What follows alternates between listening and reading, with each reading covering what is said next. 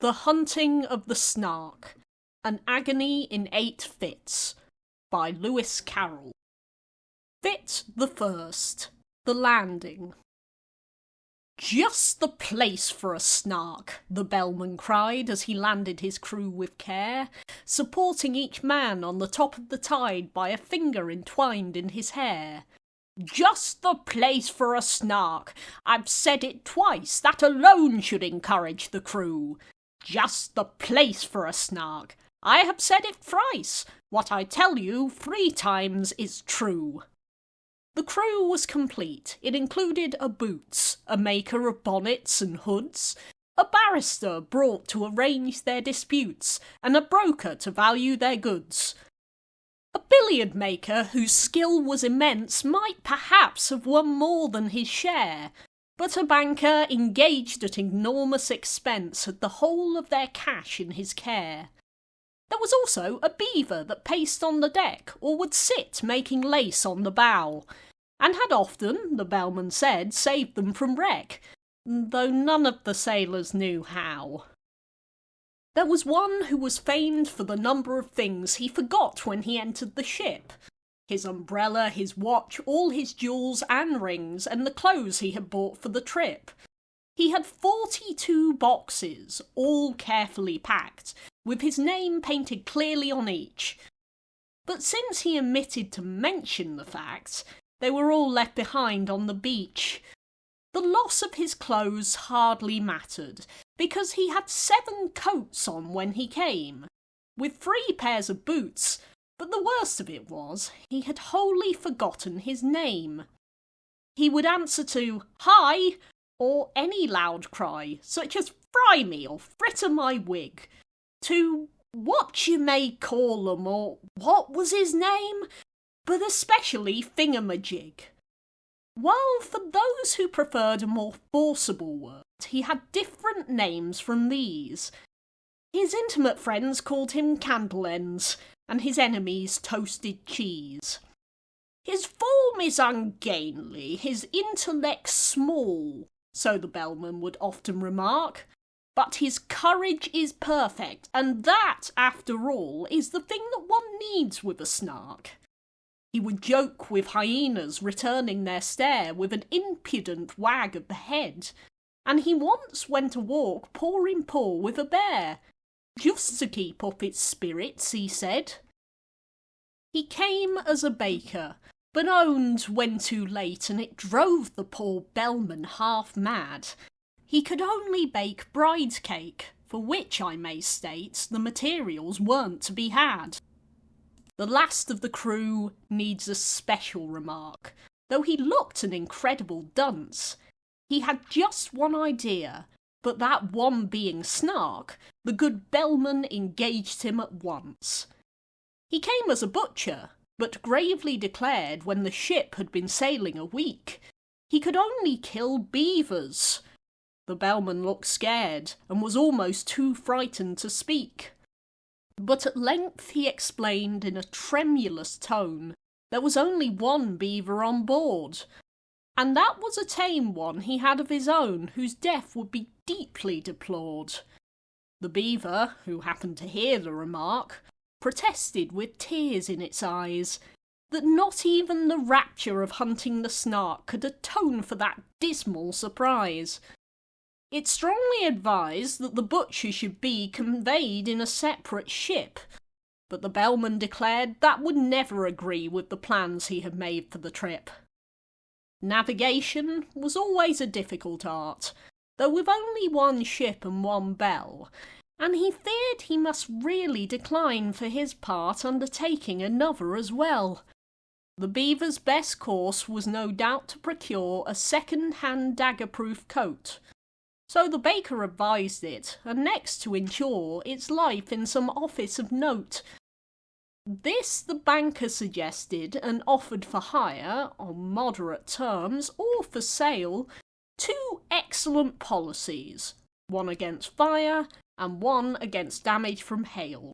Yet still, even after that sorrowful day, whenever the butcher was by, the beaver kept looking the opposite way and appeared unaccountably shy. Bit the second. The Bellman's Speech. The bellman himself they all praised to the skies, with such a carriage, such ease and such grace, such solemnity too. One could see he was wise the moment one looked in his face. He had brought a large map representing the sea without the least vestige of land, and the crew were much pleased when they found it to be a map they could all understand. What's the good of Mercators, North Poles and Equators, tropic zones and meridian lines? So the bellman would cry and the crew would reply, they are merely conventional signs. Other maps are such shapes with their islands and capes, but we've got our brave captain to thank. So the crew would protest that he's brought us the best, a perfect and absolute blank. This was charming, no doubt, but they shortly found out that the captain they trusted so well had only one notion for crossing the ocean, and that was to tingle his bell. He was thoughtful and grave, but the orders he gave were enough to bewilder a crew. When he cried, "Steer to starboard, but keep her head larboard," what on earth was the helmsman to do? Then the bowsprit got mixed with the rudder sometimes, a thing the bellman remarked that frequently happens in tropical climes, when a vessel is, so to speak, snarked. But the principal failing occurred in the sailing, and the bellman, perplexed and distressed, said he had hoped at least, when the wind blew due east, that the ship would not travel due west. But the danger was past. They had landed at last with their boxes, portmanteaus and bags. Yet at first sight the crew were not pleased with the view, which consisted of chasms and crags. The bellman perceived that their spirits were low, and repeated in musical tone some jokes he had kept for a season of woe, but the crew would do nothing but groan. He served out some grog with a liberal hand, and bade them sit down on the beach. And they could not but own that their captain looked grand as he stood and delivered his speech. "Friends, Romans and countrymen, lend me your ears." They were all of them fond of quotations, so they drank to his health, and they gave him 3 cheers, while he served out additional ration. "We have sailed many months, we have sailed many weeks, 4 weeks to the month you may mark, but never as yet, and 'tis your captain who speaks, have we caught the least glimpse of a snark. We have sailed many weeks, we have sailed many days, 7 days to the week I'll allow, but a snark on which we might lovingly gaze we have never beheld till now.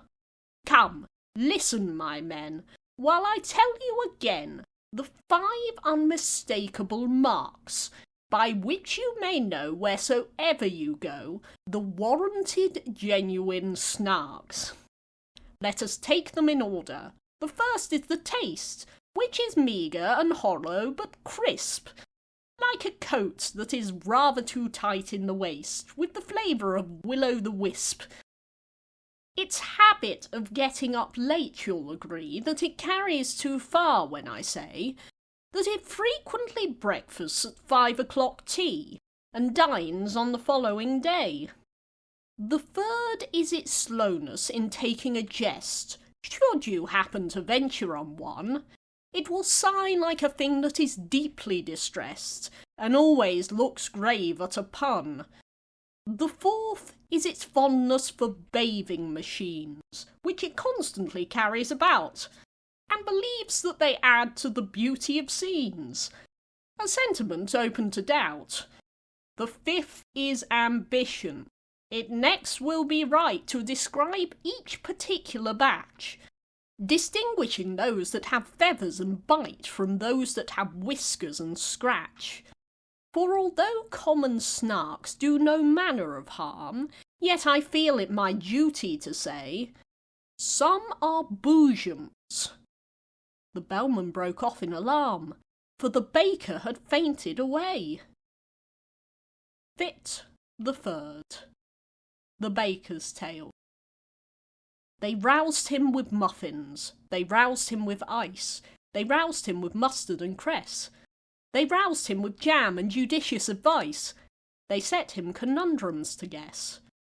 When at length he sat up and was able to speak, his sad story he offered to tell, and the bellman cried, "Silence, not even a shriek!" and excitedly tingled his bell.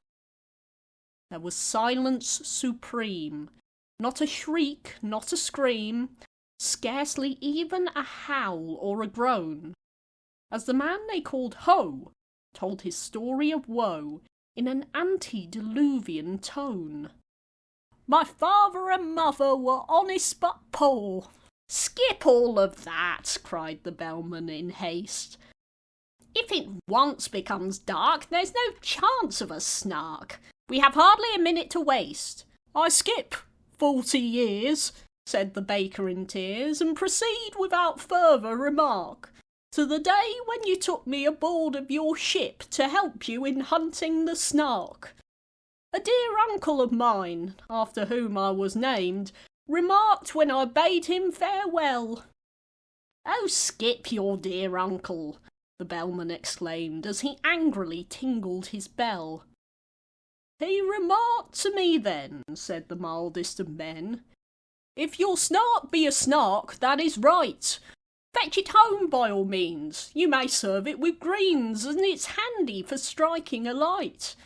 You may seek it with thimbles and seek it with care. You may hunt it with forks and hope. You may threaten its life with a railway share. You may charm it with smiles and soap." "That's exactly the method," the bellman bold in a hasty parenthesis cried. "That's exactly the way I have always been told the capture of snarks should be tried. But oh, beamish nephew, beware of the day if your snark be a boojum, for then you will slowly and suddenly vanish away and never be met with again. It is this that oppresses my soul when I think of my uncle's last words, and my heart is like nothing so much as a bowl brimming over with quivering curds. It is this. We've had that before," the bellman indignantly said, and the baker replied, "Let me say it once more, it is this that I dread. I engage with the Snark every night after dark in a dreamy, delirious fight. I serve it with greens in those shadowy scenes, and I use it for striking a light. But if ever I meet with a boojum that day, in a moment of this I am sure, I shall softly and suddenly vanish away, and that notion I cannot endure." Bit the Fourth. The Hunting. The bellman looked uffish and wrinkled his brow. "If only you'd spoken before. It's excessively awkward to mention it now, with the Snark, so to speak, at the door. We should all of us grieve, as you well may believe, if you never were met with again. But surely, my man, when the voyage began, you might have suggested it then. It's excessively awkward to mention it now, as I think I already remarked." And the man they called High replied with a sigh, "I informed you the day we embarked. You may charge me with murder or want of sense. We are all of us weak at times, but the slightest approach to a false pretence was never among my crimes.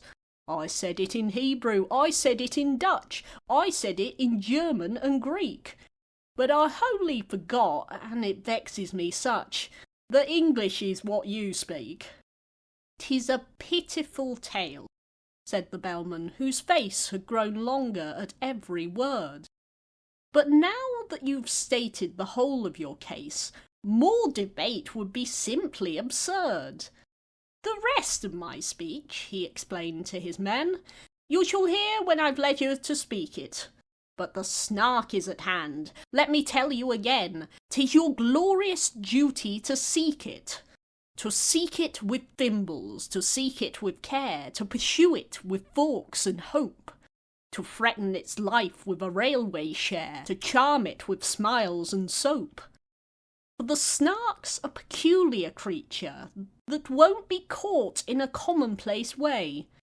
Do all that you know and try all that you don't. Not a chance must be wasted today. For England expects, I forbear to proceed, 'tis a maxim tremendous but trite, and you'd best be unpacking the things that you need to rig yourselves out for the fight." Then the banker endorsed a blank cheque, which he crossed, and changed his loose silver for notes. The baker with care combed his whiskers and hair, and shook the dust out of his coats.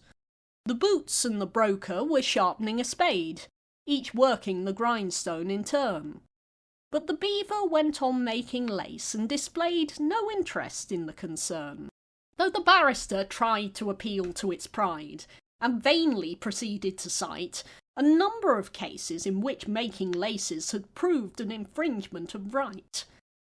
The maker of bonnets ferociously planned a novel engagement of bows, while the billiard maker with quivering hand was chalking the tip of his nose. But the butcher turned nervous, and dressed himself fine, with yellow kid gloves and a ruff. He said it felt exactly like going to dine, which the bellman declared was all stuff. "Introduce me, now there's a good fellow," he said, "if we happen to meet it together." And the bellman, sagaciously nodding his head, said, "That must depend on the weather."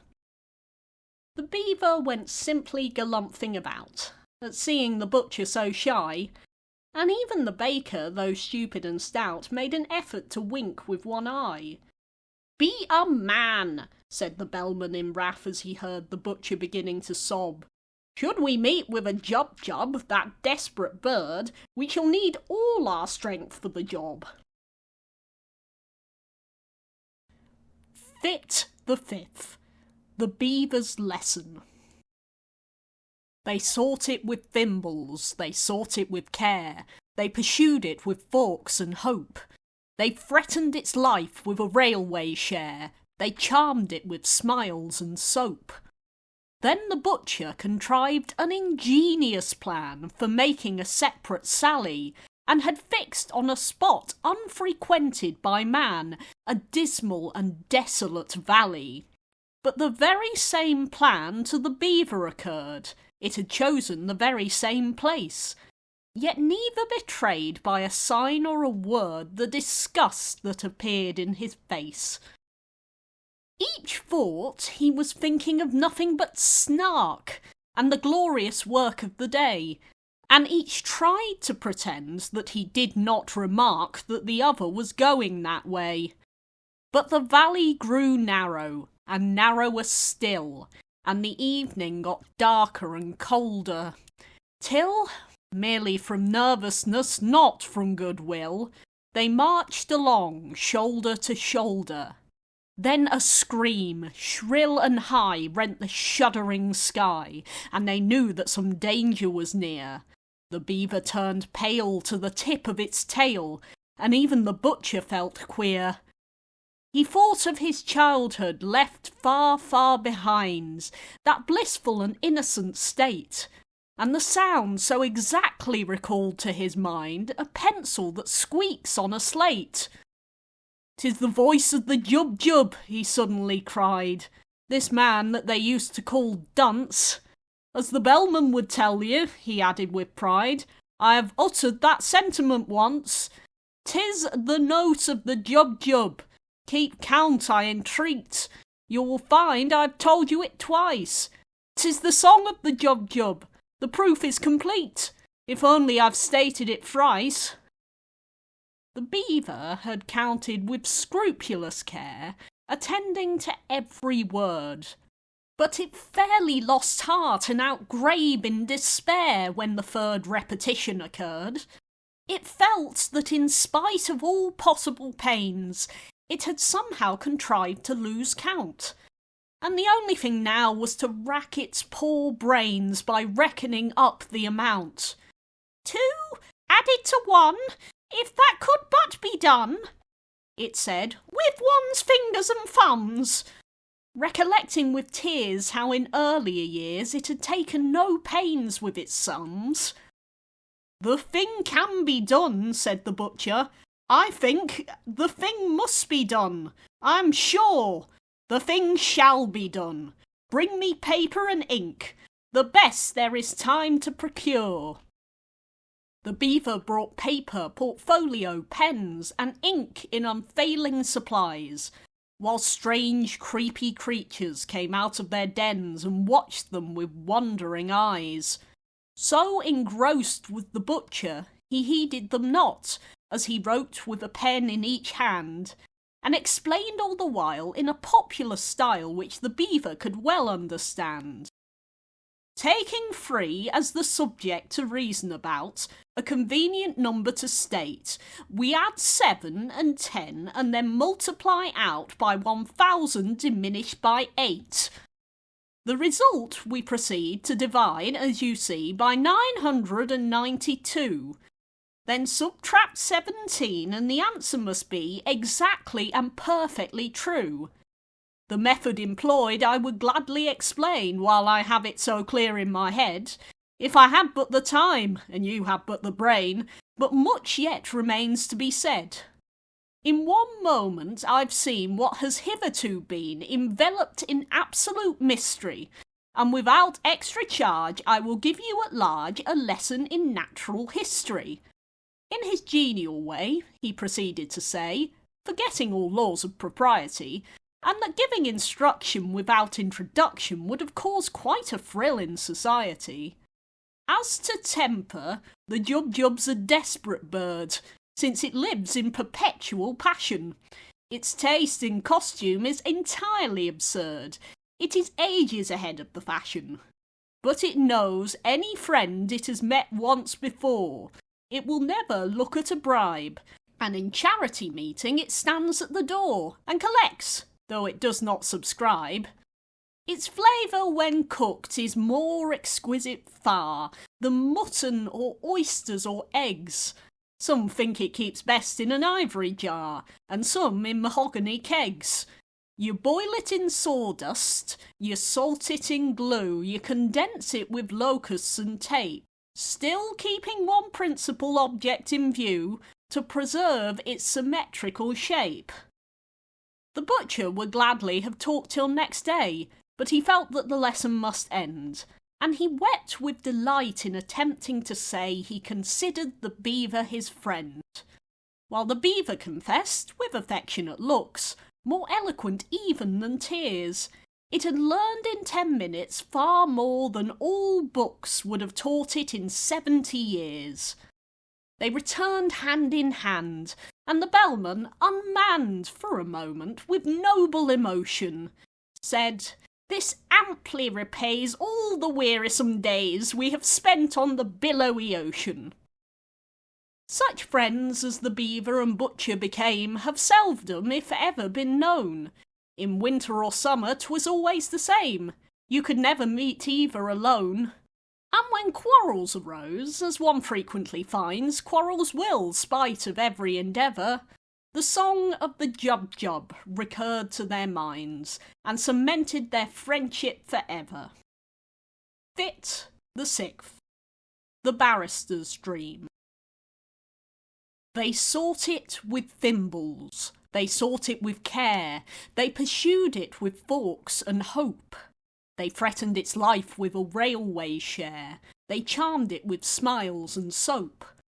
But the barrister, weary of proving in vain that the beaver's lace-making was wrong, fell asleep, and in dreams saw the creature quite plain that his fancy had dwelt on so long.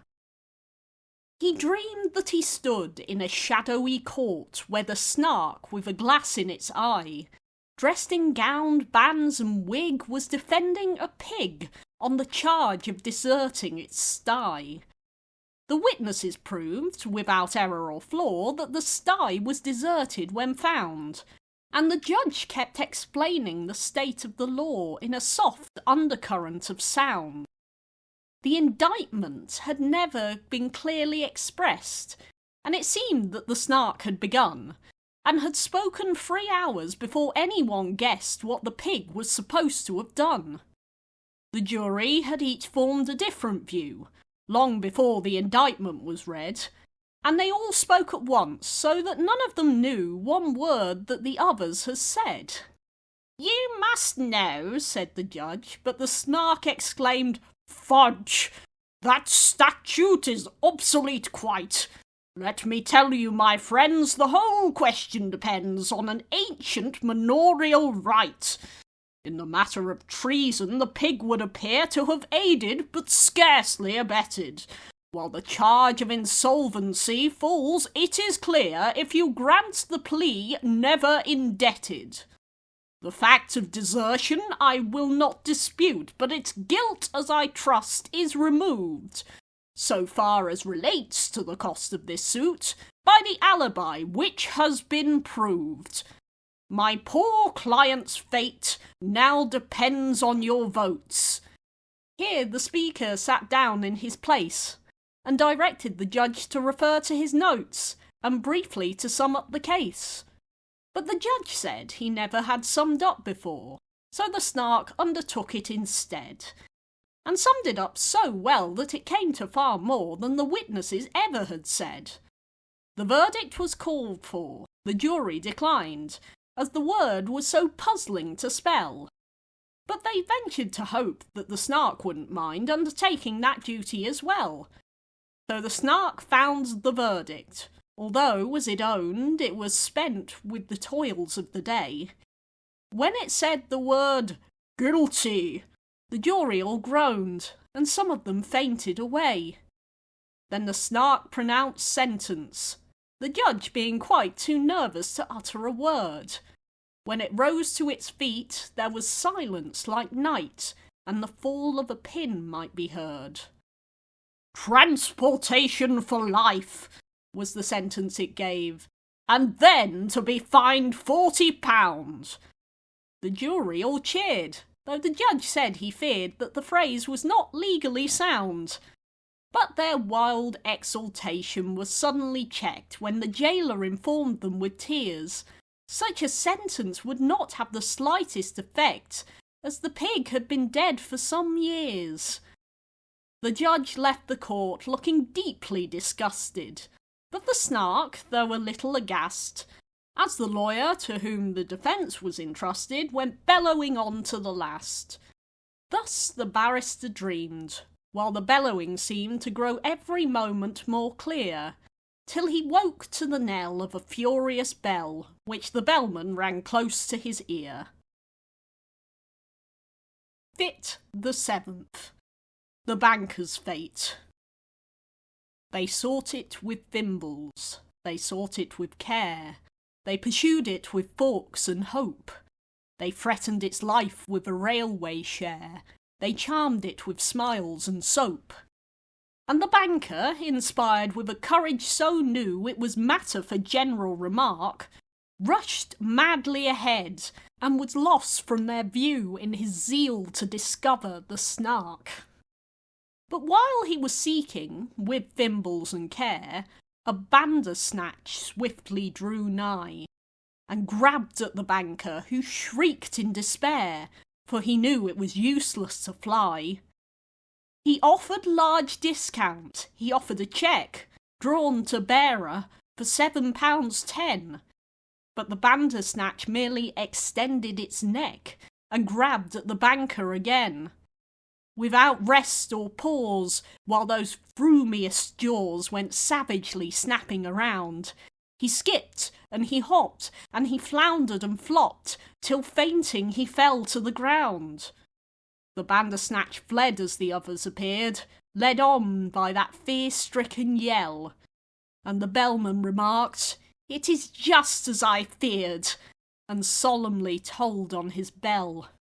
He was black in the face, and they scarcely could trace the least likeness to what he had been, while so great was his fright that his waistcoat turned white, a wonderful thing to be seen. To the horror of all who were present that day, he uprose in full evening dress, and with senseless grimaces endeavoured to say what his tongue could no longer express.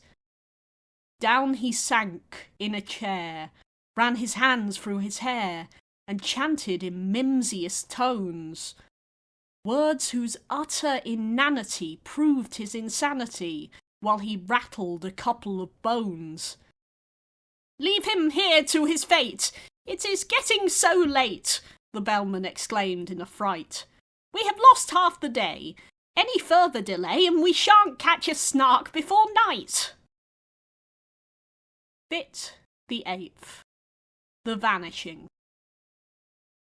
They sought it with thimbles, they sought it with care, they pursued it with forks and hope, they threatened its life with a railway share, they charmed it with smiles and soap. They shuddered to think that the chase might fail, and the beaver, excited at last, went bounding along on the tip of its tail, for the daylight was nearly past. "There's Thingamabob shouting," the bellman said. "He's sounding like mad, only hark! He's waving his hands, he's wagging his head. He has certainly found the snark." They gazed in delight, while the butcher exclaimed, "He was always a desperate wag." They beheld him, their baker, their hero unnamed, on the top of a neighbouring crag, erect and sublime for one moment of time. In the next, that wild figure they saw, as if stung by a spasm, plunge into a chasm while they waited and listened in awe. "It's a snark!" was the sound that first came to their ears, and seemed almost too good to be true. Then followed a torrent of laughter and cheers, then the ominous words, "It's a boat!" Then silence. Some fancied they heard in the air a weary and wandering sigh that sounded like "Jum," but the others declare it was only a breeze that went by. They hunted till darkness came on, but they found not a button or feather or mark, by which they could tell that they stood on the ground where the baker had met with the snark. In the midst of the word he was trying to say, in the midst of his laughter and glee, he had softly and suddenly vanished away. For the snark was a boojum, you see.